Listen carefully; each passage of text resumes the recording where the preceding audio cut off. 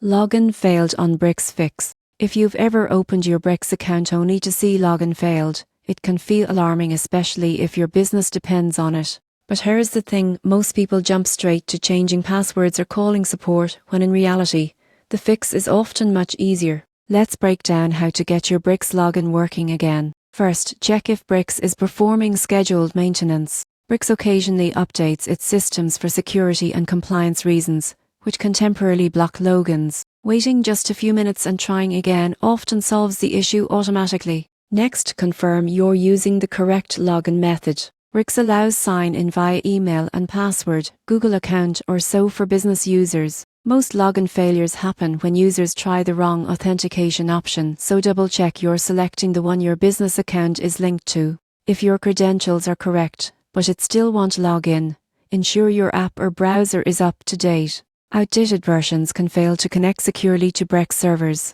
Updating or reinstalling the app refreshes your session and usually fixes this problem instantly. Also, check your connection. A weak signal or VPN can block Brex encrypted login process. Disable your VPN, switch to mobile data or move to a stronger Wi-Fi network before trying again. If you're logging in from a new device or location, Brex security systems may flag the attempt and temporarily block access. In that case, open your email. Brex will send a verification link or confirmation request to ensure it's really you. Once verified, your login should go through smoothly. So next time your Brex login fails, don't panic. Just follow these steps: update, verify, reconnect, and you'll be back to managing your business finances without a hitch.